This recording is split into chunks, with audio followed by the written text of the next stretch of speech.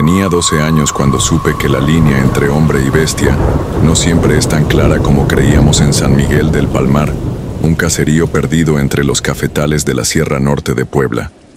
Ahora, en 2024, todavía me cuesta dormir cuando el viento se atora en los tejados y parece arrastrar gruñidos que no pertenecen a ningún animal conocido.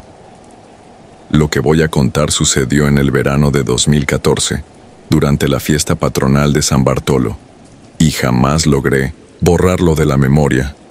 Mi padre era encargado del pequeño molino comunitario. Durante el día todo era trabajo y risas, pero al caer el sol los mayores cerraban puertas y ventanas con un sigilo casi ritual. La gente decía que por los cerros rondaban nahuales, hombres capaces de desollar el alma y ponerse el pellejo de perro, jaguar o guajolote según su pacto. Yo escuchaba esas historias con la valentía tonta de los niños, hasta que una tarde vi algo que me hizo tragarme la sonrisa. Fue cuando don Hilario, el curandero que vivía al borde del río, llegó al molino tambaleándose. Llevaba la camisa rota, la piel llena de arañazos y un olor agrio, como si hubiera dormido dentro de un corral. Murmuraba que el otro lo seguía desde el monte y que las huellas cambiaban de tamaño cada 100 pasos. Mi padre intentó calmarlo, lo sentó a la sombra y le dio agua. Nadie lo contradijo, pero el silencio era más elocuente que cualquier duda. Esa misma noche, mi madre echó 3 puños de sal gruesa junto al umbral para espantar la maldad. El 1923 de agosto comenzó la fiesta. Los cohetes reventaban sobre el campanario y la música de banda resonaba en la plaza. Yo debía quedarme a vender tamales con mi tía, pero la brisa caliente y el olor a pólvora me empujaron a recorrer los puestos. Cerca de la medianoche, cansado, decidí volver solo a casa por el camino del río. Era un atajo de apenas 10 minutos, bordeado por cañas y cafetos. La luna asomaba, grande y amarilla, manchada por jirones de neblina que parecían subir del agua misma. A mitad del sendero escuché un quejido grave, como un perro viejo con el pecho desgarrado. Me quedé quieto. El follaje se agitó y algo enorme emergió, cruzando de sombra en sombra. Primero vi la silueta, más grande que un lobo, con patas desiguales, lomo arqueado y un brillo rojizo en los ojos. Portaba un collar de cuero, y por un instante pensé que era un perro extraviado, hasta que se irguió sobre 2 patas. El aliento me supo a metal. Logré retroceder un paso y las piedras crujieron. La criatura giró la cabeza. En la penumbra, su cara era mitad hocico y mitad rostro humano, como si la piel estuviera mal ajustada. Una mano, o garra, colgaba, alargada y rematada por uñas curvas. No grité. El miedo se clavó tan hondo que la garganta se me secó. Di media vuelta y corrí sin mirar atrás, oyendo el chasquido de ramas y un trotar pesado que cada vez sonaba más cerca. La ladera se empinaba. Sentía la sangre latiendo en las sienes. Cuando atisbé los primeros faroles del caserío, un bramido rasgó la noche. Caí junto a una mata de limoncillo y me volví. Ya no la vi. Llegué a casa jadeando. Mi madre abrió la puerta antes de que tocara. Su cara palideció al verme cubierto de barro. Solo pude balbucear: un nahual, lo vi. Ella apretó los labios, me hizo entrar de inmediato y barrió la entrada con una rama de pirul, murmurando rezos que hasta entonces me parecían exageraciones de viejas. Mi padre llegó minutos después con don Hilario, que traía el brazo vendado. Aquella tarde alguien, o algo, lo había mordido. Le contó a mi padre que cada herida supuraba como si no quisiera cerrar, y que el responsable no era ningún perro.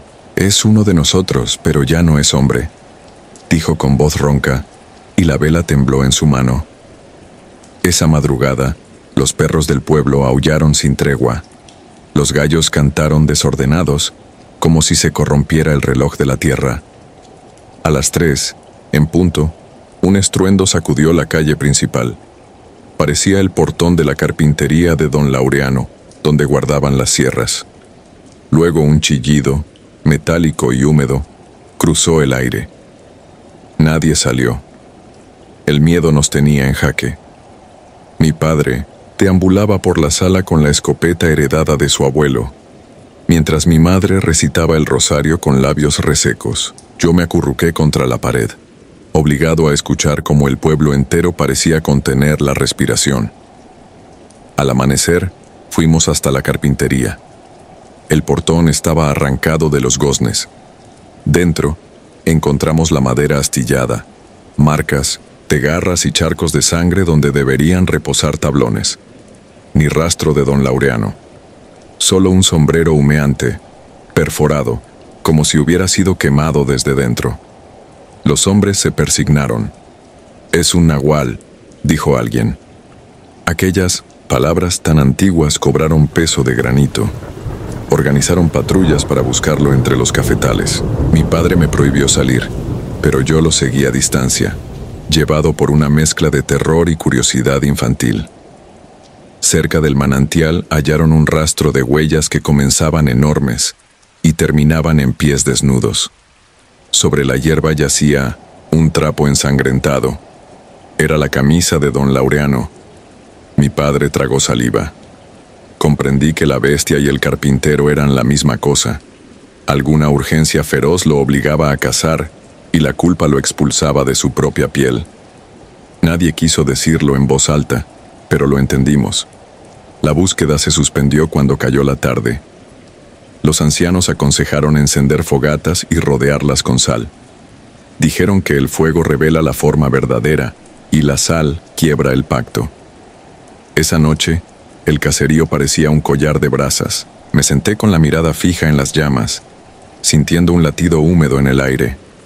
De pronto, escuché de nuevo aquel gruñido lejano, acompañado de un trote que hacía vibrar las piedras. El monstruo apareció entre dos jacales, bamboleándose, la sombra bailando sobre su pelaje cenizo. Los hombres gritaron y apuntaron. Mi padre disparó y la criatura reculó, lanzando un alarido que se volvió un gemido humano cuando el plomo entró en su costado. Entonces ocurrió algo que se me ha grabado con fuego. Bajo la luz temblorosa vi romperse la forma del animal, como si el pelaje se desprendiera a jirones, dejando ver la piel enrojecida de un hombre desnudo, retorciéndose. Era don Laureano. Nadie se atrevió a acercarse. El curandero, con la mano vendada, levantó una cruz de ocote y comenzó a rezar. Laureano, entre gruñido y gemido, intentó incorporarse, sus ojos humanos llenos de un odio antiguo. Cuando el rezo llegó al líbranos del mal, tembló todo su cuerpo, y un último espasmo violeta le quebró los huesos. El silencio que siguió fue tan pesado como la noche. Lo enterraron sin misa, en un claro aparte. El cura del pueblo dijo que era mejor así. Ni cristiano ni bestia merece ceremonias que no lo salvarán. Nadie contradijo. El portón de la carpintería fue reparado, pero la sangre continuó manchando la tierra semanas después, como si el suelo la escupiera. Los niños dejamos de jugar afuera cuando el sol tocaba el cerro. Las mujeres vaciaban ollas de cal y sal en los umbrales, y las viejas repitieron un consejo que hasta hoy resuena en mí. El nahual no muere con la carne, busca otra piel, otro corazón débil que lo albergue. 10 años han pasado. Cada agosto regreso para la fiesta patronal, con la esperanza de sentir otra vez la alegría ingenua de antes. Sin embargo, al caer la noche, escucho el viento quebrarse junto al río y sé que aquello no terminó. Dicen que algún jornalero ve de vez en cuando una sombra grande rondando los cafetos o un perro demasiado alto que camina como hombre. Yo cierro la ventana, echo sal en las esquinas y rezo. No sé si a Dios o a mi propio miedo, pero rezo. Porque en San Miguel del Palmar aprendí que hay hombres que venden su nombre por poder y regresan a cobrarse el nuestro cuando las fogatas se apagan. Aprendí a temerle a los pasos que suenan con 2 patas y a los que cambian a 4 en la penumbra. Y sobre todo, aprendí que el verdadero horror no ruge desde lejos. Espera agazapado, dentro de la gente que creemos conocer. Esa certeza es la que me deja insomne, escuchando cómo la noche respira, preguntándome qué rostro llevará la bestia cuando vuelva por mí. El lago maldito. Me llamo Rafaela Ortega, y aunque he tratado de borrar aquellos recuerdos, la madrugada del 23 de junio de 1994 sigue latiendo en mi cabeza como un tambor funerario. Tenía 16 años y vivía con mis padres en San Martín, de la Laguna, un caserío oaxaqueño perdido entre cerros y niebla perpetua. El pueblo respiraba alrededor de un lago tan ancho que parecía un espejo de mercurio.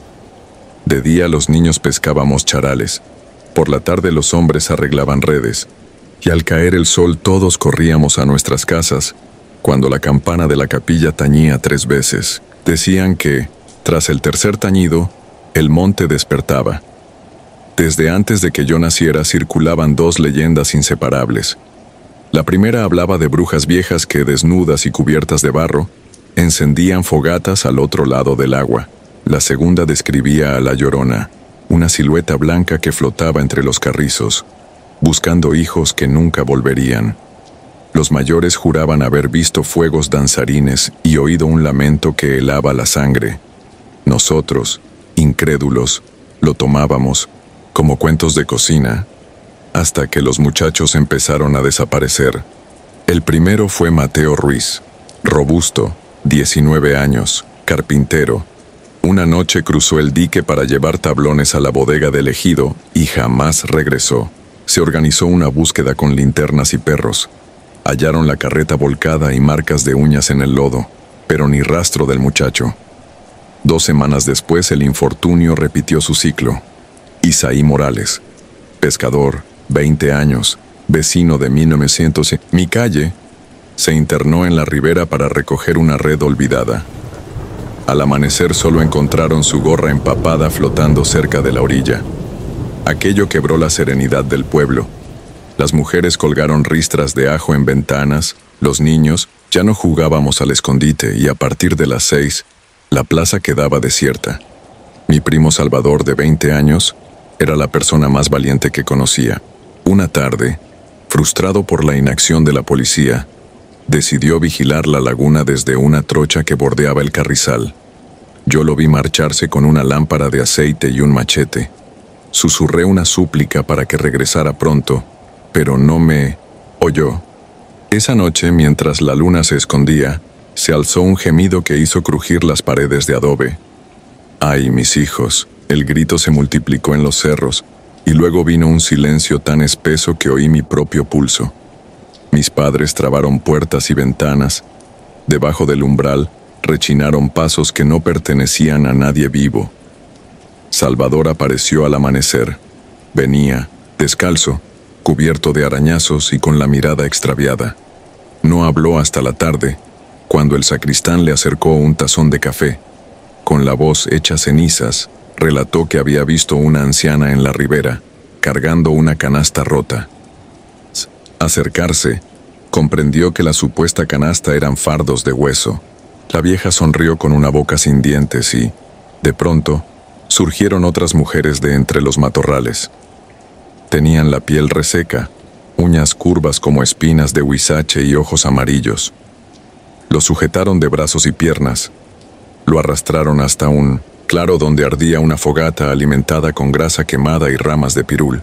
Alrededor colgaban muñecos trenzados con cabellos humanos, mandíbulas de perro y costillas de algún animal grande. Mientras las brujas entonaban cánticos en una lengua que no era español ni zapoteco, apareció una figura envuelta en velo, blanco. Flotaba sobre el agua estancada del claro, y su lamento desgarró el aire. Salvador, paralizado, rompió el hechizo cuando escuchó cascos de caballos y voces de hombres del rancho vecino. Las brujas se dispersaron como murciélagos, y él corrió a ciegas hasta caer tras el corral de su casa. El relato desató una ola de pánico. Los ancianos confirmaron lo que temían. Las desapariciones eran ofrendas humanas para alimentar a la Llorona y mantenerla obediente. Sin embargo, algo había salido mal, y ahora el espectro reclamaba más víctimas. Al anochecer, un grupo de voluntarios, mi padre incluido, cruzó la laguna con lámparas de carburo. Regresaron cargando objetos imposibles de olvidar: fémures ennegrecidos, un rosario ensangrentado, figuras retorcidas hechas de varas y piel curtida, Lo entregaron todo al juez municipal, quien prometió esclarecer los hechos. Pero la investigación se evaporó entre papeles húmedos y amenazas anónimas. Con cada puesta de sol el pueblo se encogía. La escuela cerró.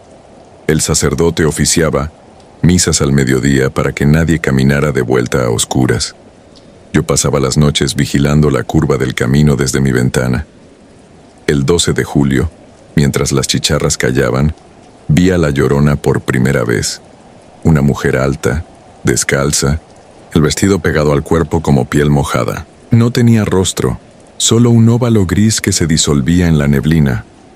Se detuvo frente a mi casa, alzó los brazos y soltó un alarido que me atravesó el pecho. Cuando parpadeé, ya no estaba, pero el eco quedó rebotando detrás de mis costillas. Un mes más tarde ocurrió mi propio encuentro cercano. Habíamos tenido un velorio en el salón ejidal y al terminar, descubrí que mi hermana pequeña había perdido su medallita de plata cerca del embarcadero. Desobedecí a mis padres y corrí al lago con una linterna. El agua estaba inmóvil, la luna, velada por nubes bajas. Entre las piedras distinguí el brillo de la medalla. Al agacharme percibí un murmullo, como si alguien rezara muy despacio. Giré la luz y allí estaban, 3 ancianas agazapadas junto al carrizal, la piel cubierta de una costra rojiza, las manos manchadas de algo oscuro. Una de ellas levantó la cabeza y su cuello se alargó con crujidos secos. Olí sangre reseca y humo de hierbas. Retrocedí, tropecé con un tronco y caí de espaldas. En el reflejo del lago vi la silueta blanca de la Llorona deslizándose detrás de ellas. No gritó. Bastó su presencia para que las ancianas se hundieran en el monte como si las tragara la tierra. No recuerdo cómo llegué a casa. Desperté al amanecer, con las rodillas cubiertas de lodo y la medallita apretada en la mano. Después de aquel episodio, varios vecinos abandonaron San Martín. Los que se quedaron colocaron veladoras en cada esquina y mantuvieron hogueras encendidas toda la noche. Las llamas parecían frágiles ante la inmensidad del bosque. Finalmente, el gobierno estatal envió maquinaria para drenar parte del lago y abrir un camino de grava. Durante los trabajos emergieron al menos 20 cráneos, mezclados con raíces y herramientas viejas. Un antropólogo dictaminó que algunos restos tenían menos de 5 años, otros más de un siglo. El expediente se archivó sin culpables. Hoy vivo lejos, en la ciudad. Tengo 47 años y 3 hijos, pero cada 23 de junio cierro ventanas antes del anochecer. No soporto el sonido del viento entre árboles. Me recuerda aquel gemido que partió el silencio de mi adolescencia. Salvador murió en 2008, alcohólico y atormentado. En su último delirio juró que las ancianas seguían llamándolo desde el carrizal. Cuando lo enterramos junto al lago, el agua estaba baja por la sequía. Sin embargo, mientras dejábamos la ofrenda de flores, el oleaje golpeó la orilla sin motivo y un lamento se alzó, idéntico al de aquella noche. Dicen que, si uno escucha muy atento en la ribera durante la canícula, todavía resuenan cánticos lejanos mezclados con el llanto de una mujer. Yo prefiero no comprobarlo. Sé que el horror no vive en los cuentos. Respira en los rincones donde la fe se quiebra y la oscuridad ya no teme ser vista. Por eso escribo esta historia, para que nadie olvide que, a veces, el lago devuelve lo que le arrebataron, pero exige sangre nueva a cambio, y los gritos que surgen entre la neblina no siempre pertenecen a fantasmas. A veces son la voz quebrada de quienes aún caminan, conscientes de que siguen vivos, solo mientras las brujas los necesiten, porque el agua guarda secretos y los secretos en San Martín de la Laguna nunca se quedan quietos, quedan quietos. La que baja del cerro. Soy originario de un pequeño poblado escondido entre cerros y brechas polvorientas en el estado de Hidalgo. Aquí no pasa gran cosa, o al menos eso pensaba. En este lugar, las noches siempre fueron densas, no por el clima, sino por ese silencio inquietante que te hace sentir observado. Aún así, Crecí acostumbrado a las historias que contaban los viejos.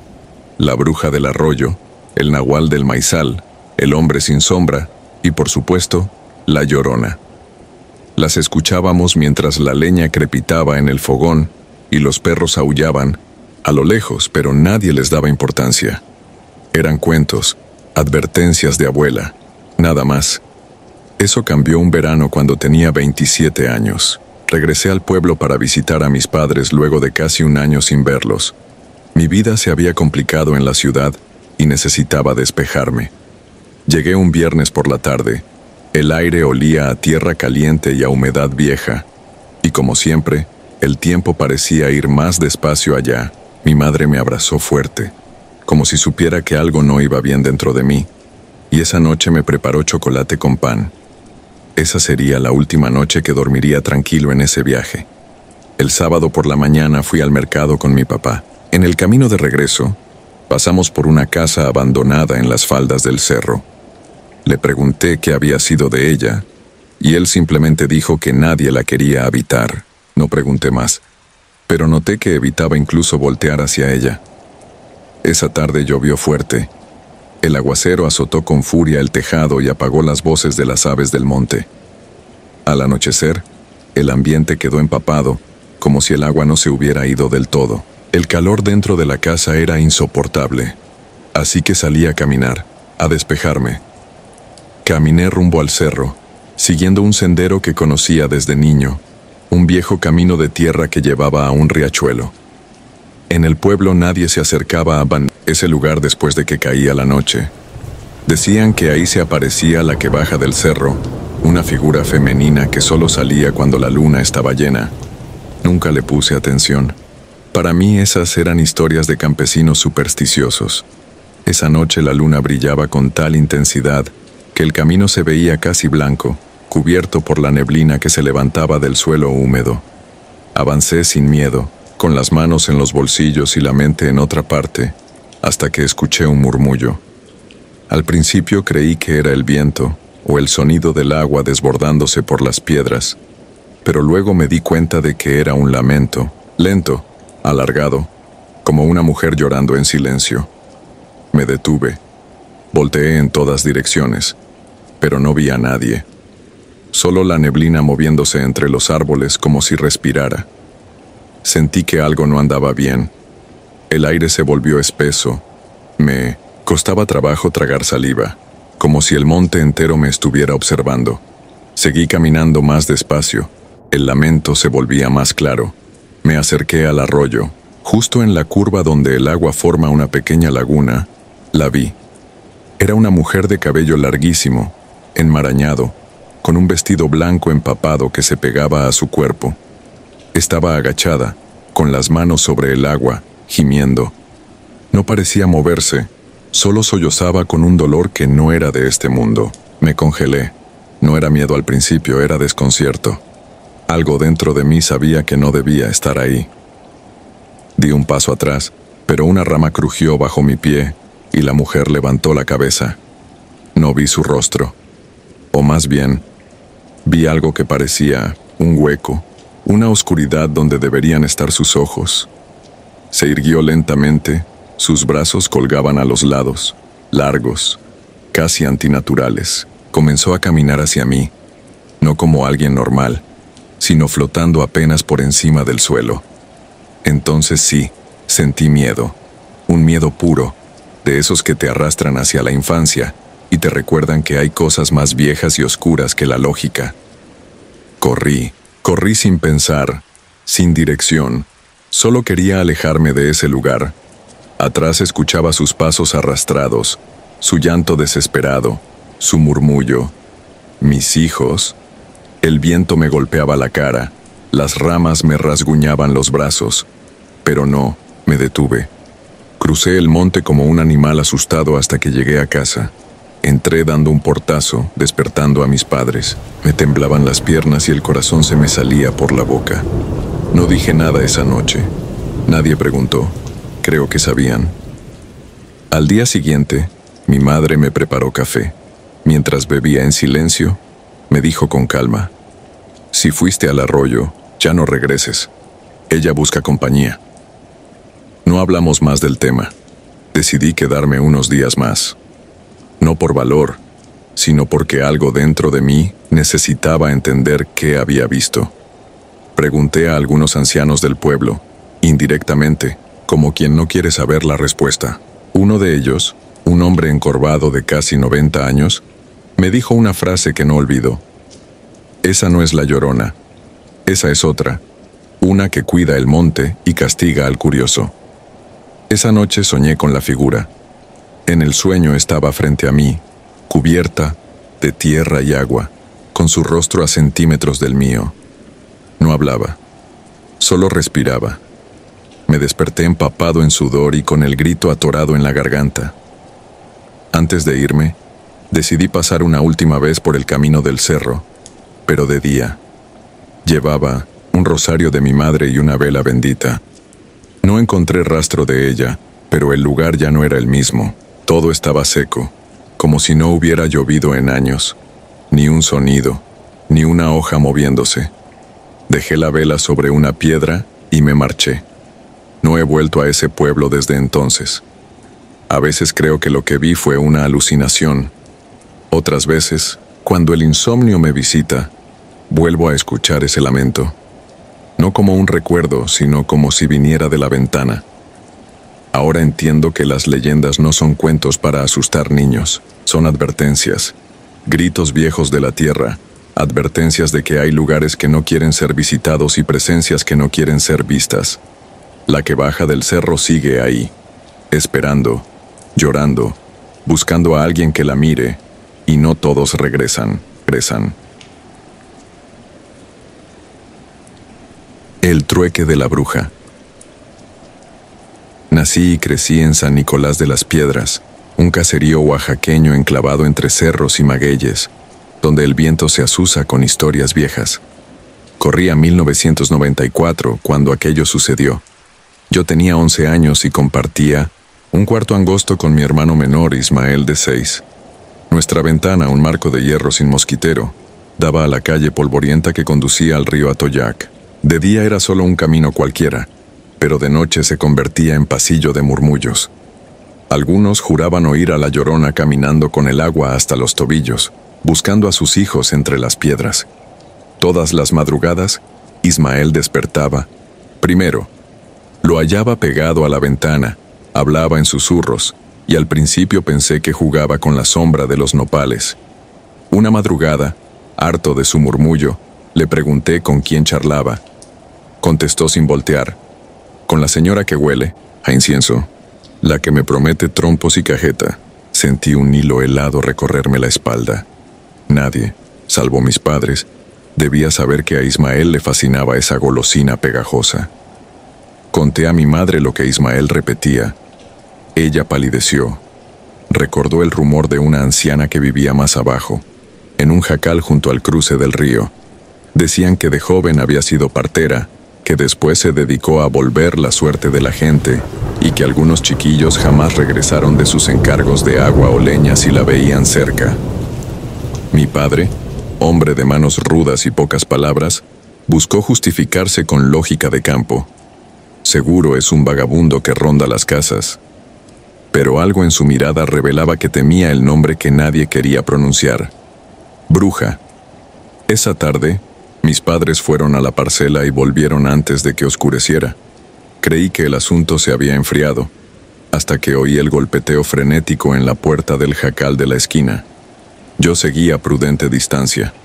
Papá gritaba que dejaran en paz a Ismael.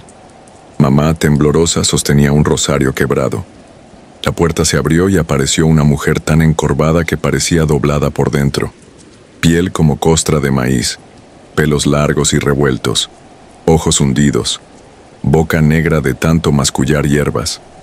Sonrió mostrando encías vacías, una mueca que me revolvió el estómago. Entre carcajadas dijo algo que no escuché, pero mis padres retrocedieron como si alguien les hubiera escupido un secreto podrido. No hubo golpes ni amenazas, solo aquella risa que se quedó vibrando en el aire cuando la hoja de madera volvió a cerrarse. Esa noche el cielo se anudó de nubes y el viento coló un quejido que hace eco aún en mi memoria. A las 3, hora maldita, abrí los ojos sin razón aparente. Toqué el catre de Ismael y lo encontré frío. Lo busqué en el baño, en la cocina, detrás del sahumerio apagado. Nada. Desperté a mis padres. Mi madre gritó su nombre hasta que la voz le salió deshilada. Mi padre tomó la lámpara de mano y salió a la calle. Un relámpago iluminó la vereda hacia el río, y en esa mortaja de luz vi la silueta de una mujer llevando algo pequeño, envuelto en una sábana. Corrimos tras la figura. El temporal estalló. Tierra y agua se confundían. Llegamos al jacal, la puerta abierta, un olor agrio de humo viejo. Mis padres entraron primero. El viento arrastraba ceniza y plumas. En las paredes, símbolos pintados con sangre reseca. Espirales, cruces invertidas, garabatos imposibles de leer. Sobre una mesa chueca descansaban muñecos de carrizo con mechones de cabello humano trenzados con listones de colores, como si cada uno guardara un aliento de niño. Entre tizones apagados hallamos la pijama azul de Ismael, trozada en el pecho como si hubieran rasgado su corazón.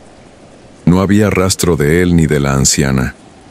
Mi madre cayó de rodillas abrazando la tela húmeda. Mi padre pateó vasijas, gritó nombres de santos, rompió un espejo cóncavo que devolvía un reflejo invertido de nuestras caras. Caras que ya no eran nuestras, estaban deformadas por la pérdida. Un trueno apagó la lámpara y quedamos a bin, oscuras, con el silbido del río colándose por las rendijas. Me pareció escuchar un lamento femenino mezclado con el rugir del agua. No era la risa de la vieja, tampoco la voz de mi madre, sino un ¡ay! Mis hijos que erizó las vigas. Aquella cueva de brujería parecía el vientre mismo de la Llorona. Buscamos a Ismael durante semanas. La policía rural hizo lo poco que podía. Anotar nombres, catear gallineros, revisar pozos abandonados. Organizaron batidas por la barranca, pero nunca hallaron cuerpo. Encontraron, eso sí, cruces improvisadas, restos de veladoras, amuletos, colgados de ramas, como si alguien hubiese celebrado ceremonias para ofrecer algo a alguien. Cada noche siguiente al aguacero, los perros del pueblo aullaban mirando al río, y en el espejo negro del agua se formaba una bruma que tomaba forma de mujer antes de deshacerse con el primer gallo. Nadie se atrevía a confirmar que era la Llorona, nadie podía demostrar que no lo fuera. El duelo quebró a mi familia. Mi madre dejó de hablar poco a poco. Gastaba las tardes sentada frente a la puerta, sosteniendo aquella pijama recocida que lavaba y tendía una y otra vez. Se fue marchitando, y 3 años después murió sin emitir palabra, con los ojos clavados en la ventana que daba al camino. Papá, viejo demasiado pronto, se aferró a la idea de que Ismael seguía vivo, atrapado en algún conjuro que un día se desharía. Todos los 2 de noviembre dejaba una vela al pie del jacal, por si las ánimas devolvían aquello que la bruja tomó prestado. Pasaron décadas. Me fui del pueblo a trabajar en la capital, pero San Nicolás seguía arrastrándose en mis pesadillas. Al casarme prometí no repetir la historia. Construí mi casa sin ventanas bajas y reforcé los marcos con barrotes. Mis 3 hijos duermen en la misma habitación que nosotros. Dicen que exagero, que ningún ladrón saltaría hasta un 3er piso, pero no temo a ladrones. Temo a la risa que se llevó a Ismael. Temo al ay, mis hijos que resbala entre los eucaliptos, cuando el río sube de tono. Hace un par de años volví para el entierro de mi padre. Murió mirando la puerta, igual que mamá, con los oídos afilados por si Ismael corría hacia él. Vaciar su cuarto fue como destripar la memoria. Entre papeles encontré un cuaderno ajado. En la última página habían trazado con mano temblorosa un mapa del cerro El Picacho. Un punto rojo marcaba la cueva de la Burra Prieta, un risco donde, según se contaba, las brujas realizaban sus trueques, daban prosperidad o curación a cambio de vida inocente. Mi padre anotó, aquí la devuelven, sin explicar de qué hablaba. Levado por la culpa que jamás lo dejó, decidí seguir el mapa. Antes de abandonar el pueblo, subí al cerro al amanecer, solo, sin decir a nadie. El viento caliente me raspaba la cara. Llevaba una lámpara vieja por si la gruta se internaba más de lo que imaginaba. Encontré la entrada tapizada de cráneos de animales, huesos pintados con pigmento rojo. Dentro, olía a humedad y copal. Un canto grave emergía de las entrañas, como si la tierra rezara al revés. Avancé hasta un altar de piedra perforada. En el centro había un charco grueso, mezcla de cera derretida y sangre seca. Encima, una muñeca nueva, un trompo de colores como los que enamoraban a Ismael, giraba sin impulso alguno. Quise destruirlo todo, pero sentí un tirón invisible en el pecho. Al agachar la vista, noté una hebra de hilo rojo atada a mi muñeca. La otra punta se perdía en la oscuridad, como si algo me reclamara. Recordé la voz de Ismael pidiendo ayuda entre sueños infantiles. El hueco de la ausencia se abrió tanto que apenas pude respirar. Arrojé la lámpara al charco y corrí cuesta abajo. El cerro se tragó el eco de mis pasos, y detrás quedó un rugido hueco parecido al llanto de una madre. Nunca supe si había roto algún conjuro o si, por el contrario, sellé un nuevo pacto con mi huida. Desde entonces, las noches húmedas traen un murmullo que no pertenece a la ciudad, un ay quebrado, casi infantil, que se cuela por las rendijas de mi casa a pesar de los barrotes. No sé si es la llorona, o la carcajada de la bruja, o la voz de un niño atrapado entre mundos pidiendo volver a su ventana. Solo sé que, cuando lo escucho, abrazo a mis hijos hasta que amanece, y entonces repito para convencerme: aquí no hay trueques, aquí no hay caminos al río, aquí nadie entrega dulces a cambio de sangre. Pero justo antes de dormirme, una sospecha más fría que la madrugada me recuerda que las brujas nunca olvidan el sabor de una deuda, y que mi familia aún les debe el final de una historia que empezó hace tantos años en un cuarto sin rejas.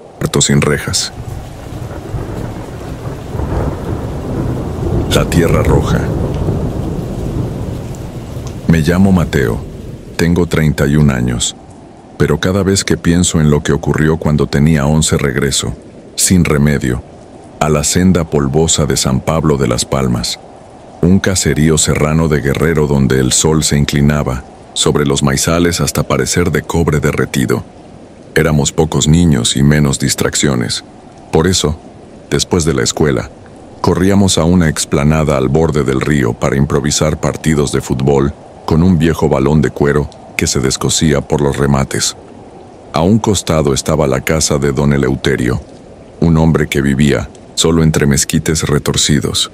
Sujetaba sus gallinas con cordeles largos y las dejaba picotear la tierra rojiza, como si midiera el pulso del lugar. Nadie lo saludaba.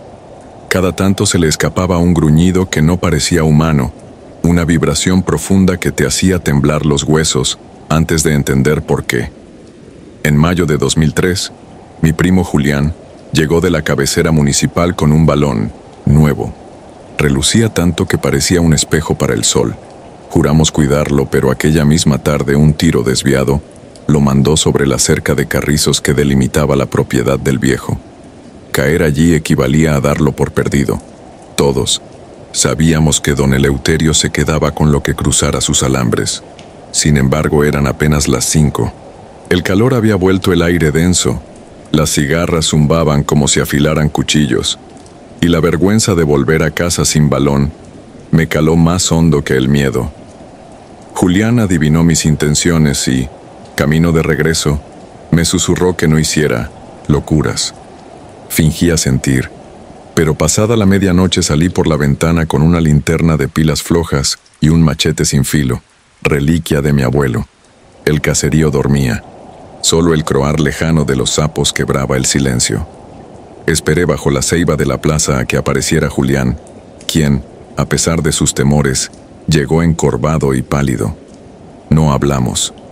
Cruzamos el camino de terracería iluminados por luciérnagas dispersas y nos escondimos entre los magueyes que enmarcaban la casa del viejo. Desde allí vimos la escena que marcó mi vida.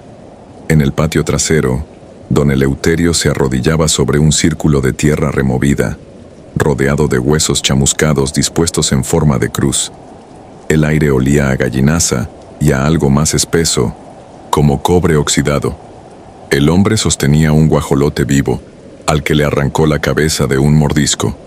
El chorro oscuro salpicó las velas que titilaban sin brisa.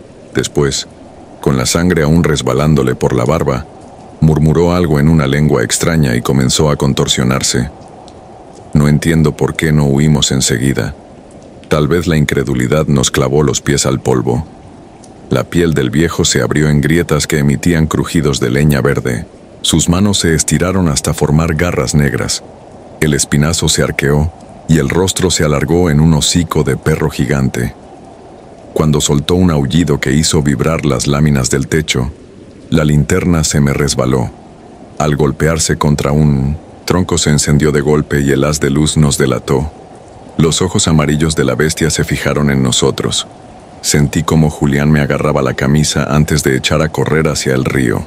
Yo lo seguí sin pensar, pisando piedras, raíces, cardos, mientras detrás sonaban zarpazos y un jadeo que parecía nacer de las entrañas mismas de la tierra. Llegamos a la orilla y nos arrojamos entre los cañaverales. El monstruo, sea perro, lobo o algo peor, nos buscó oliendo el aire.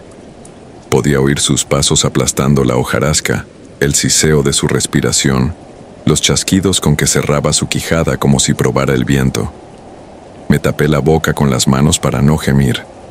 Durante un instante creí que se largaba, pero entonces escuchamos cómo husmeaba cada mata hasta quedar casi sobre nosotros. Vi su silueta recortada contra el débil resplandor lunar. La baba le goteaba en hilos oscuros. En ese momento, una luz se encendió en la distancia, la lámpara petrolera de don Melquíades, el pescador, que salía antes del alba al río. La bestia giró la cabeza, lanzó un gruñido y se internó en la maleza contraria, quizá para huir de aquel testigo involuntario. Aguardamos eternidades antes de arrastrarnos de vuelta al caserío. No dijimos palabra. La garganta se nos había secado al punto de rasgar. En casa mi madre encontró mis botas embarradas y creyó que había ido a robar mangos, así que castigó mi silencio con una tanda de cintarazos, sin imaginar la verdadera causa de mi mutismo. Julián recibió algo peor. Su padre lo obligó a confesar qué hacíamos fuera, y al oír la historia, soltó una carcajada que olía a aguardiente, y decretó que ambos teníamos prohibido acercarnos a la cancha hasta nuevo aviso. 3 noches después, los perros comenzaron a desaparecer. Primero fue el de doña Berta, luego el pastor de los soldados forestales. A la semana, hallaron detrás de la capilla los restos de don Melquíades, el torso despedazado, la cabeza ausente, como si algo la hubiera arrancado de cuajo. El comandante municipal habló de pumas errantes, pero todos sabíamos que, desde hacía décadas, no se avistaba un solo felino en la región. Nadie mencionó al nahual. Hacerlo era invitarlo. Aún así, bastaba con mirar los cerrojos dobles y las cruces de ocote en cada puerta para entender el pánico creciente. Yo pasaba las tardes observando por la ventana la casa de don Eleuterio. Las gallinas seguían allí, caminando libres entre montones de ceniza. Una tarde nublada llegó hasta mi calle olor a carne quemada. Vi humo elevarse detrás de los mezquites y presentí que algo terrible ocurría. No pude quedarme inmóvil. Salí sin que nadie me viera. Seguí el rastro del humo y atravesé la cerca derribada. En el patio descubrí un montículo de pieles de animales chamuscadas, huesos frescos y pedazos de ropa manchados. De pronto escuché un gruñido bajo. Entre los restos, el balón de Julián, su cuero blanco ennegrecido por el fuego, palpitaba como si tuviera pulso propio. Cuando lo toqué, la costura reventó y algo viscoso, imposible de describir, me manchó la mano. Corrí sin mirar atrás. Aquella noche mi abuela, que conocía los rezos viejos, clavó agujas de pirul en las ventanas y encendió copal para espantar lo que fuera que rondaba. Entre el humo, me susurró la palabra prohibida, nahual. Aseguró que el alma del brujo se afila con el miedo que provoca. Si uno le planta cara con firmeza, retrocede. Yo recordé la mirada rabiosa de la bestia aún antes de saber que la palabra significa el animal del origen, la sombra que se pone la carne. El origen de don Eleuterio era puro rencor. Un mes después, un aguacero rompió la sequía y el caserío amaneció envuelto en neblina. Esa mañana, los gallos cantaron tarde y la misa dominical se vació. La noticia corrió como pólvora mojada. Encontraron la puerta de don Eleuterio abierta de par en par, la casa destrozada, el fogón encendido y sobre la mesa, el pellejo humano de un anciano extendido como manta de carnicero, sin rastro del cuerpo que lo habitara. Alguien juró haber visto huellas gigantes de perro barriendo el lodo hacia el monte. La autoridad ordenó quemar la vivienda y sellar el terreno con cruces. Nadie penó por el viejo, pero el miedo no se fue con el humo. Simplemente se dispersó y se coló en cada rendija del pueblo. Después de aquello, mi madre me mandó a vivir a Iguala con mis tíos.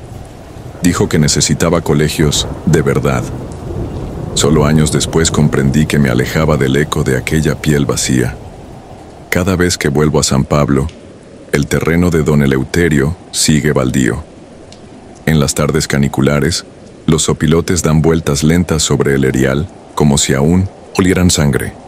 Las canchas se llenaron de hierba alta y nadie se atreve a limpiarlas. Cierta noche de diciembre, durante una visita, creí escuchar un aullido lejano que bajaba desde el cerro del Tepeyacate. Sonó ronco, doloroso, cargado de hambre antigua. Mi primo Julián, que ya es padre, cerró las ventanas y me miró sin decir nada. Ambos sabemos que el monstruo no murió, solo mudó de piel. Tengo la costumbre de dormir con un machete al alcance y un rosario bajo la almohada. A veces me despierta el crujir de gallinas que no existen, el siseo del río inexistente que rodeaba nuestra huida, o el golpe de un balón contra una cerca lejana. Cuando eso ocurre, siento el aliento caliente de un perro demasiado grande para este mundo rondando afuera, y presiento que, algún día, la bestia reclamará lo que quedó pendiente en aquella madrugada. Entonces me aferro al rosario, cierro los ojos y ruego que amanezca, aunque sé que la luz del alba en la tierra roja es apenas un velo. Del otro lado, siempre acecha la sombra del nahual. Hual. Lamentos en la brecha. Siempre creí que los cuentos sobre brujas y la Llorona eran tan solo sombra de hogueras extinguidas, relatos que los viejos repetían para mantener a los niños lejos del río cuando la luna se afilaba sobre los cañaverales. Yo mismo reía cada vez que alguien juraba haber oído el llanto entre los juncos, hasta el verano de 2007, cuando mi risa se quedó tan seca como las piedras del cauce. Me llamo Mateo González, y entonces tenía 18 años. Vivía en San Bartolo de la Brecha, un caserío enclavado entre montes bajos del sur de Veracruz, donde el polvo del camino se mezclaba con el olor a leña y aguardiente. Mis amigos, Baltasar, Rebeca, Hugo y Fernanda, y yo pasábamos las noches más calurosas a la orilla de un puente colonial que cruzaba el río Hondo. Aquel sitio tenía mala fama. Decían que, antes del amanecer, las brujas bajaban desde los cerros transformadas en lechuzas para beberse la fuerza de los recién nacidos, y que, cuando el agua estaba alta, la Llorona rondaba buscando a sus hijos ahogados en alguna crecida olvidada. Todo parecía leyenda hasta que decidimos retar la noche. Elegimos la última semana de julio, porque la feria del pueblo atraía a la mitad de los pobladores a la plaza y el camino quedaba solitario. Llegamos al puente cerca de la medianoche, con botellas medio vacías y el atrevimiento que solo tienen los que aún creen que el mundo siempre da margen de regreso. El aire ardía, pero una corriente fría subía desde el cauce como neblina que intentara trepar a nuestros tobillos. Recuerdo que Balta, envalentonado, lanzó una piedra al agua y bromeó sobre invocar a la flaca del río. Nadie respondió. Algo nos oprimía el pecho. Una presión que no provenía de la oscuridad, sino de la certeza de que la oscuridad nos miraba. Al poco rato notamos el primer presagio. La brisa dejó de moverse y las luciérnagas, habituales en la hierba, se apagaron, como si alguien hubiese soplado sobre ellas. Fue entonces cuando un crujido se alzó entre los cañaverales. Pensamos en un coyolero, quizá un tejón. Sin embargo, de súbito emergió un coro de chillidos secos, idénticos a los de lechuzas, disputándose la presa. Alzamos la vista y distinguimos 3 siluetas aladas que giraban en círculos perfectos sobre nuestras cabezas. Su plumaje, desordenado, parecía empapado y dejaba caer gotas negras que desaparecían antes de tocar las piedras. No gritamos ni corrimos. Quedamos paralizados por una mezcla de fascinación y miedo brutal, mientras aquellas sombras descendían hasta quedarse suspendidas a pocos metros. Entonces, ante nuestros ojos, las alas se replegaron, los cuellos se alargaron en un movimiento imposible, y los cuerpos se doblaron hasta adoptar figura humana.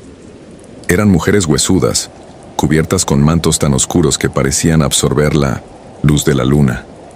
No caminaban, se desplazaban con un vaivén flotante que no movía las hierbas ni producía sonido. Sin labios visibles, emitían un murmullo que parecía salir de todas partes y de ninguna, un rezo antiguo, cargado de notas que arañaban la razón. Queríamos huir, pero las piernas no respondían. Sentí, con nitidez nauseabunda, como si nuestros huesos bebieran aquel rezo y se volvieran barro fresco. Una de las figuras se volvió hacia mí.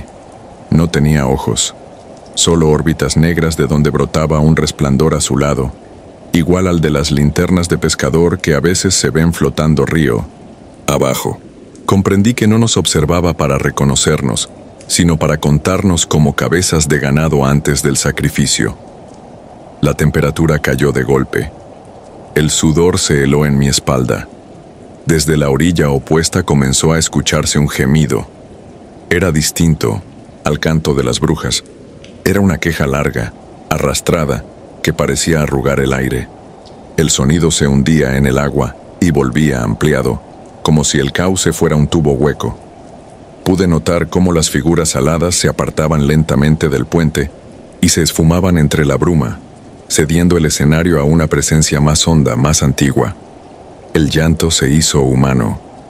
Cada sollozo traía una palabra ininteligible, pero cargada de una tristeza tan palpable que dolía más que el miedo. A contraluz distinguí una mujer de ropas desgarradas, parada justo en el pretil central.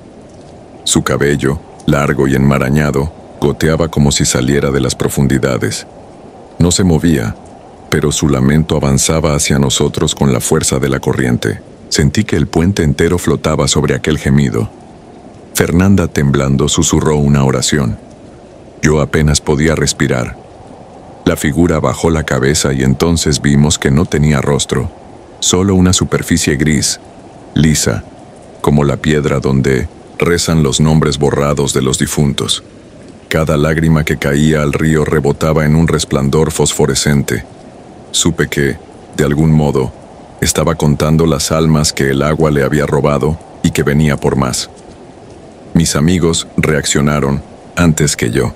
Oí los pasos desordenados de Hugo y Rebeca, el jadeo quebrado de Baltasar tratando de seguirles, y sentí que mi propio cuerpo tiraba de mí, pero los ojos pesaban tanto que no podía apartarlos del vacío que aquella mujer tenía por cara. Fue un grito, tal vez el mío, tal vez un eco, lo que finalmente me sacudió y me impulsó a correr detrás de los demás. El camino de regreso atravesaba un sembradío de maíz reseco. El lamento seguía flotando sobre el tallar inmóvil, persiguiéndonos sin apresurarse, seguro de alcanzarnos tarde o temprano. No quise mirar atrás por temor a descubrir que la distancia no existía. Cada metro parecía repetir el mismo tramo, cada respiro, igual de corto.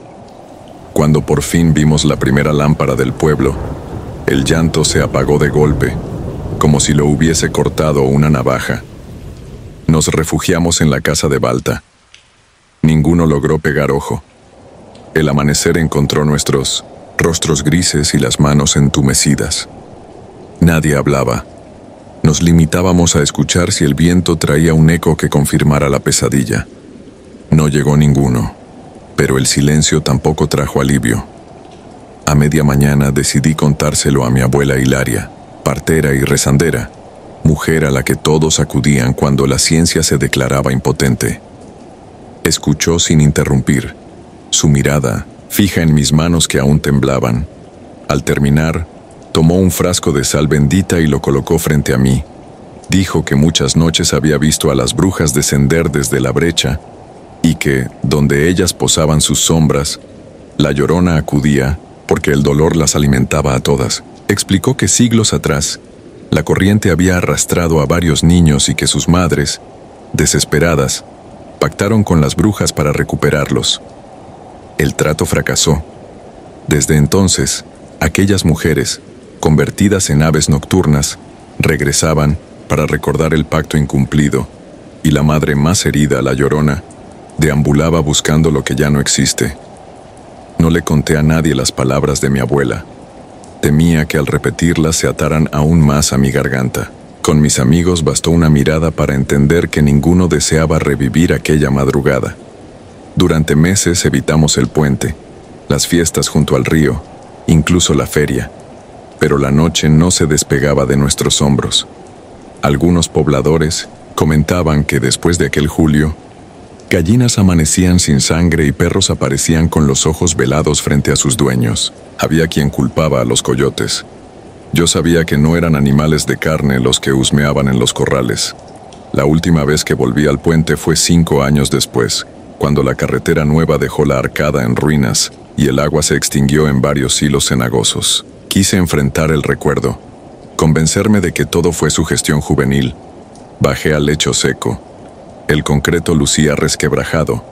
Entre las grietas hallé cuentas de barro en forma de hueso y plumas demasiado grandes para ser de ave local. Sentí un escalofrío familiar y me marché sin recoger nada. El viento, apenas un susurro, parecía repetir, muy lejos y muy cerca, un lamento que reconocí al instante.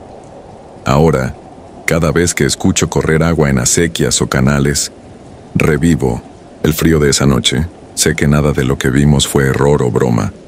Las brujas continúan su rondín y la Llorona sigue llorando niños ajenos, esperando que alguien se atreva a mirar directamente el rostro que no tiene. Yo lo hice una vez y, aunque escapé, nunca dejé de pertenecerle. Porque en San Bartolo la oscuridad nunca se marcha, solo aguarda al borde del río, respirando despacio, contando los nombres de quienes aún debemos volver. Jamás volví a reírme de las leyendas. Aprendí que hay historias que no se cuentan para asustar a los niños, sino para advertir a los valientes. Y entendí que, en algunos pueblos, la noche tiene memoria y cada lágrima que cae en el agua se convierte en huella eterna, resonando con un solo nombre: Madre.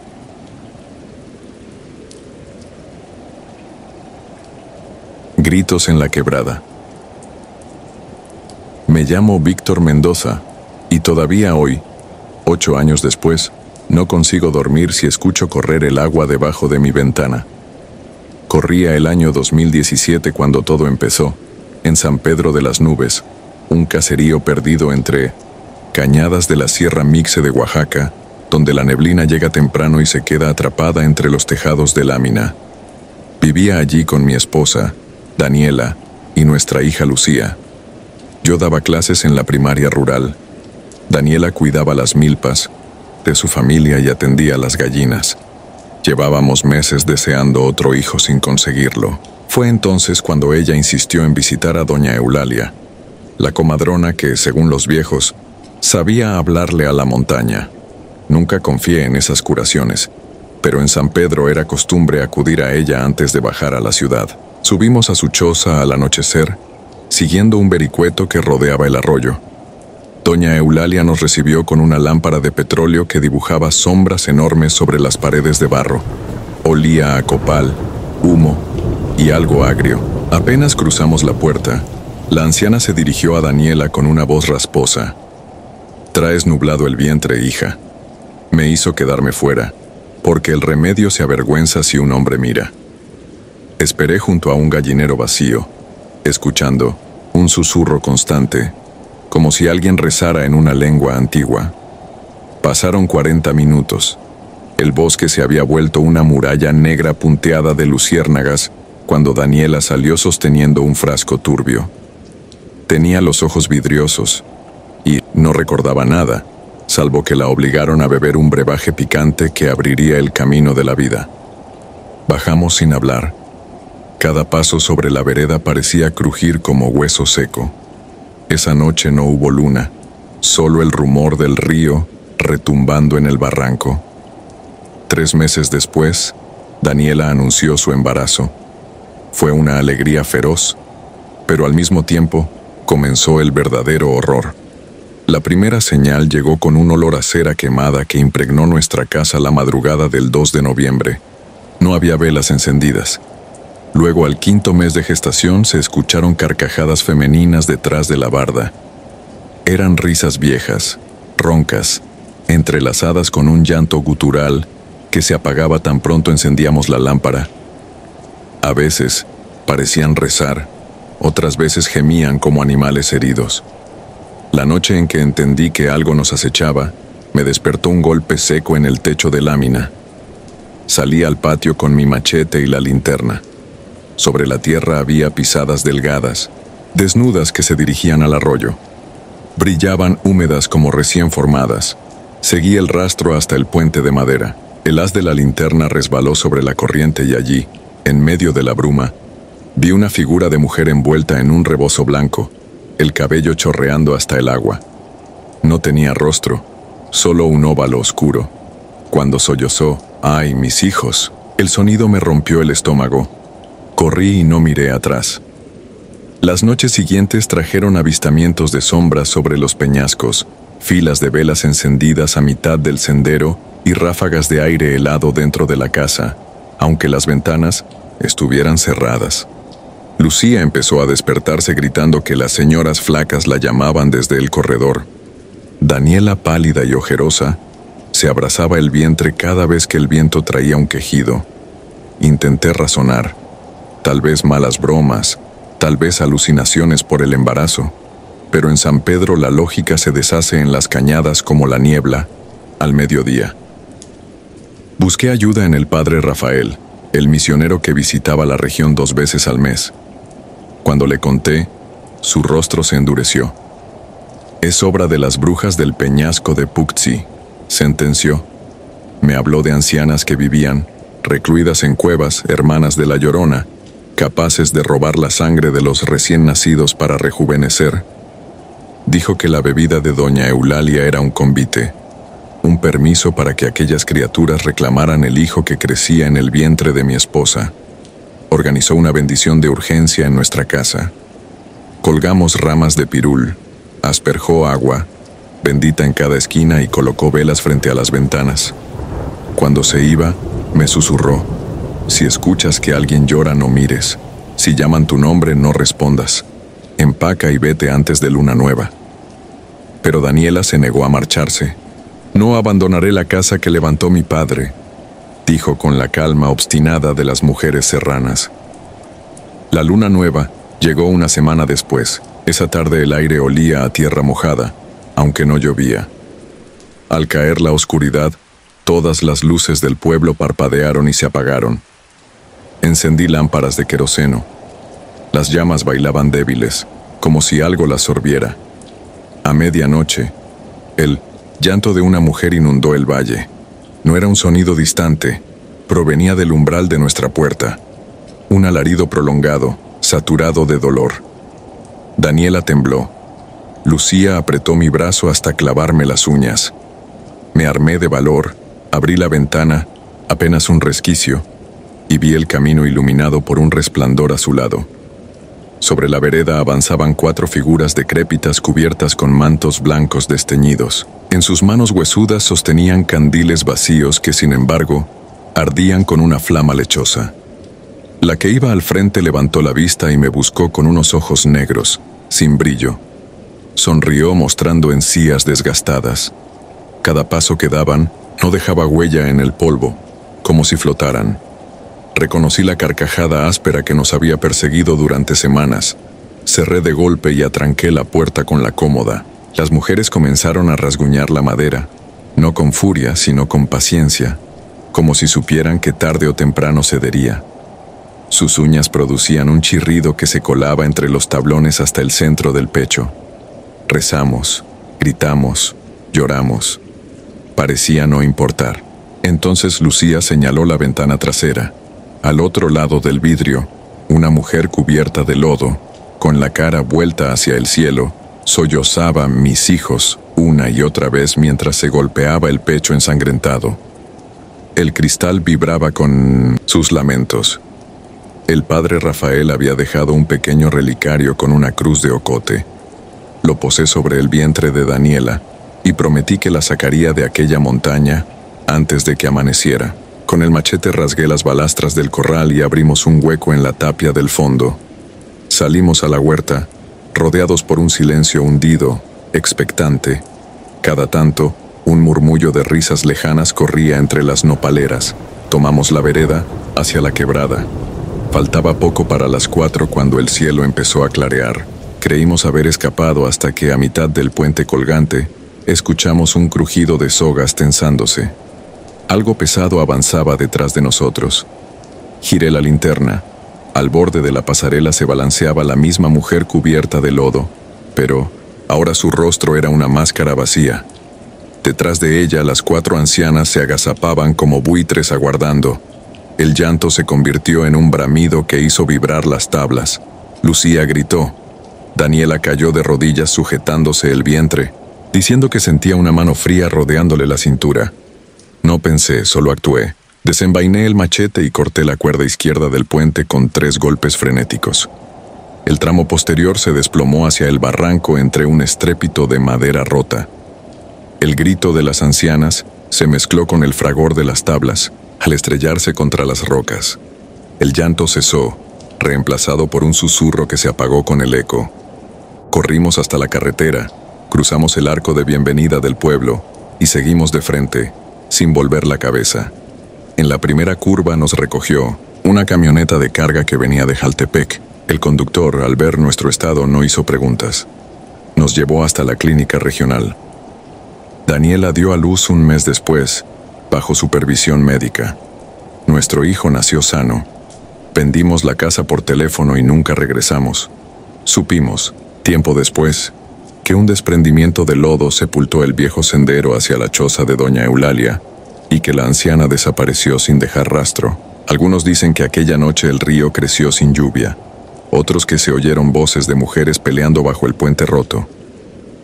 Yo solo sé que, cuando el viento sopla desde la sierra, trae un olor a copal mojado y un gemido que la ciudad no reconoce. Abrazo a mis hijos, cierro los ojos y recuerdo el instante en que el vacío del barranco devoró aquellas sombras. No me consuela pensar que se hayan ido. Prefiero creer que siguen vagando entre los pinos, buscando otro vientre que seducir, otro pueblo confiado que olvidar la vieja sentencia, donde la llorona llora, las brujas ríen. Hoy vivimos lejos, en la costa, pero cada noche, antes de apagar la luz, arrullo a mis hijos con un rezo aprendido a la fuerza. Luego observo el reflejo del vidrio. Si alguna vez regreso a San Pedro de las Nubes, no será para quedarme. Hay lugares donde la neblina no es agua suspendida, sino la voz entumecida de todo aquello que perdimos en la quebrada. Y sé que, mientras existan ríos, siempre habrá un llanto que los reclame, que los reclame. Lamento brujo. Me llamo Ismael Zamora, y hasta aquella madrugada de 1996 mi mayor miedo era quedarme sin trabajo. Había aceptado el puesto de velador del viejo bombeo de agua que abastecía a San Bartolo del Mezquite, un caserío perdido entre barrancas y cañaverales al norte de Hidalgo. El edificio era apenas un cobertizo de ladrillo a la orilla del río Tlamaya, un afluente turbio que en épocas de lluvia rugía, pero que al finalizar el otoño quedaba manso y frío como metal. De día, los niños pescaban charales y las mujeres lavaban ropa bajo la sombra de los ahuehuetes. De noche, según los viejos, el cauce se convertía en sendero de muertos, brujas y, sobre todo, de la Llorona. Crecí escuchando el mismo cuento. Una madre que, enloquecida, Ahogó a sus hijos y ahora vagaba buscando reemplazarlos. Para mí siempre fue un recurso de las abuelas para que los nietos no merodearan después de las 9. También hablaban de brujas que bajaban de la sierra convertidas en bolas de fuego, de sombras que chupaban la sangre de los recién nacidos y de un chillido capaz de enfermar el alma. Yo me reía. Prefería creer en la maquinaria que mantenía al pueblo con agua potable que en espectros con sed de venganza. El 2 de noviembre entré al turno con un termo de café y una chamarra gruesa. Era la primera noche fría real del año. La neblina se deslizaba desde el cañón formando cintas blanquecinas a ras de suelo. Encendí la lámpara de mano y recorrí la cerca. Todo estaba en orden. Motores apagados, válvulas sin fugas, candados intactos. Hacia el poniente, las luces escasas del caserío parpadeaban detrás de los cañaverales.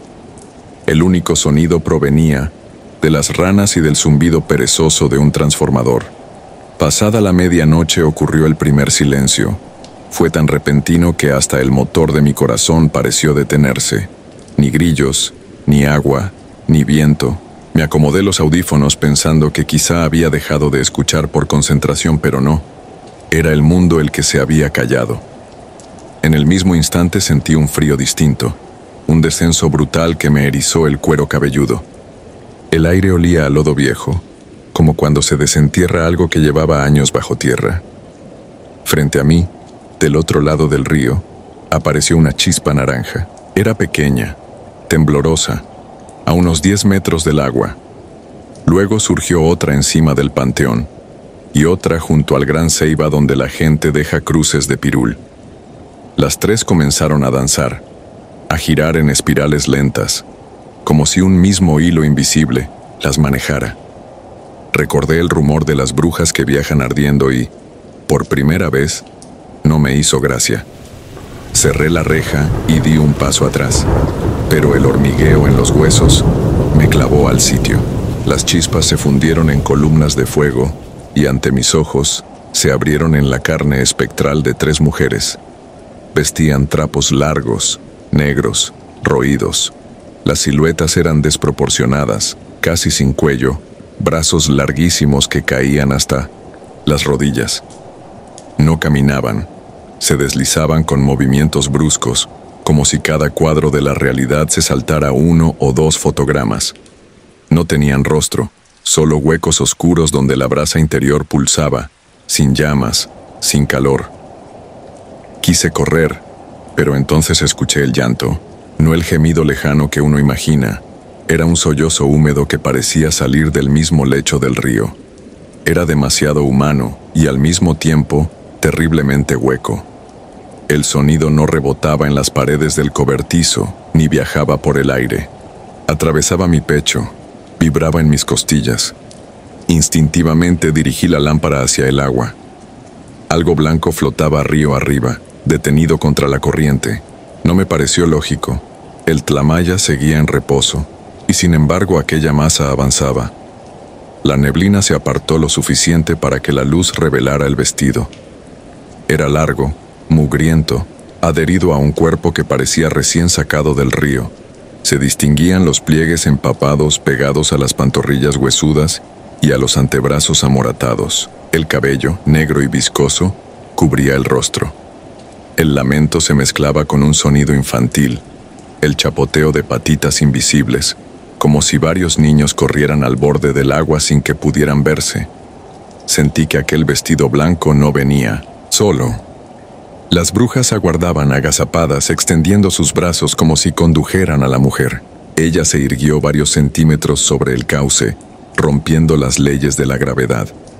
Los pliegues chorrearon hasta que el gris del río se tiñó de un velo pálido. Entonces levantó la cabeza.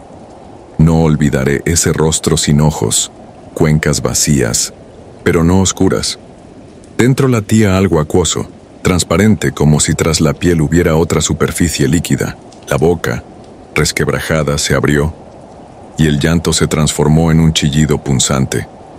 El sonido tronó en mis oídos y me obligó a soltar la lámpara. Un instante después me descubrí caminando hacia el portón, como si cada paso fuera una orden ajena. Una de las brujas se deslizó hasta el puente de tablones junto a la bomba. De cerca pude olerla. Rancio, humedad y un dejo amargo de sangre. Sus manos largas rozaron la baranda. De sus uñas goteaba una tinta negra que chisporroteaba al tocar la madera. Ella alzó la cabeza y por un segundo vi bajo la capucha el rostro marchito de una anciana del pueblo, doña Tiburcia, la curandera que había muerto semanas antes. Me temblaron las rodillas. Su lengua bifurcada lamió el aire, y en ese gesto supe que no era la abuela que rezaba rosarios, sino algo mucho más antiguo.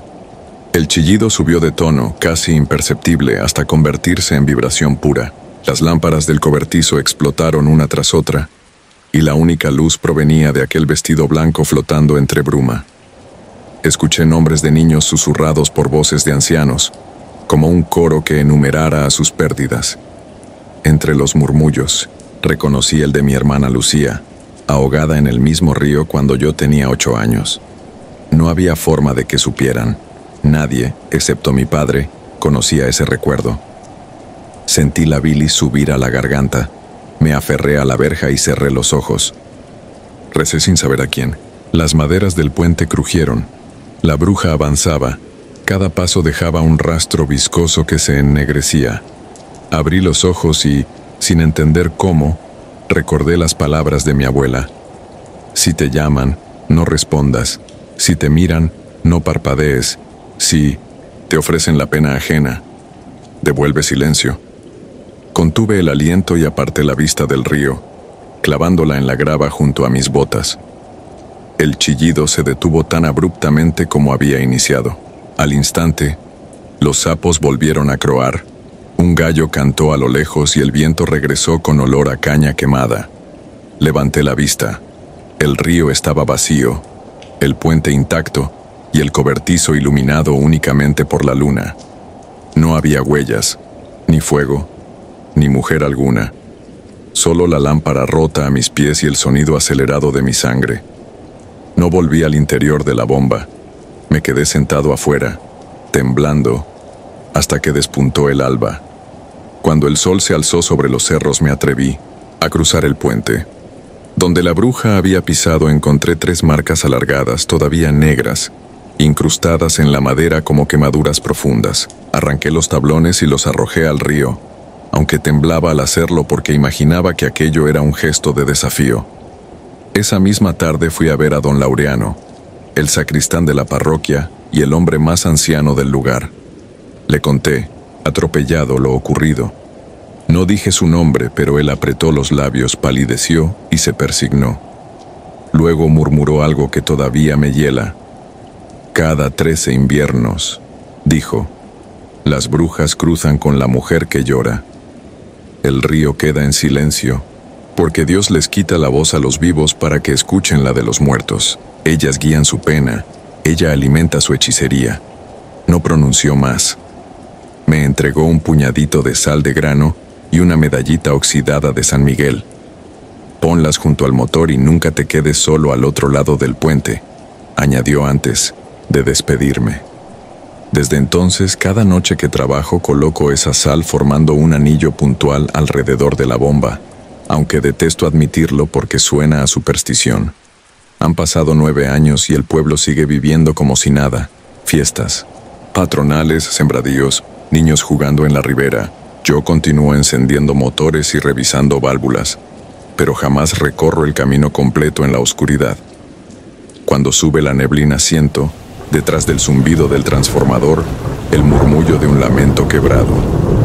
A veces creo distinguir mi nombre en medio del susurro y me aferro a la medallita con los nudillos blancos mientras el viento golpea las láminas. No sé si llegará el invierno del 13. No sé si ellas regresarán. Lo único cierto es que, desde aquella noche, el cielo Aimenoisenta, agua del Tlamaya, refleja algo más que el cielo y los cerros. Refleja un dolor antiguo unido a una sed que nunca se sacia. Y aunque el sol salga puntualmente cada mañana, hay un rincón de mi memoria, y de este pueblo, que permanece anclado en aquel instante en que el mundo se quedó mudo. El fuego tomó forma humana, y el río empujó hacia mí el lamento de La madre que perdió a sus hijos. Yo, Ismael, atestiguo que esta historia es tan real como el agua que bebemos. Si algún viajero decide pasar la noche en San Bartolo del Mezquite, le ruego que escuche. Cuando las ranas callen al unísono, cuando la brisa se congele sin aviso y cuando chisporrotee un resplandor naranja junto al panteón, no se acerque al río, no mire al puente y sobre todo, no responda al llanto, porque no será un alma en pena quien reclame su consuelo. Serán 3 sombras ansiosas de carne fresca las que lo guíen hacia el vientre oscuro del agua.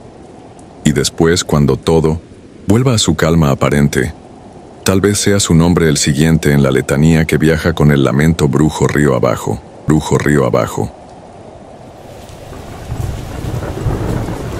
Si te gustó el video, nos gustaría que nos apoyaras con un like o un comentario, ya que esto nos ayudará mucho a crecer. Nos vemos el próximo video. Saludos.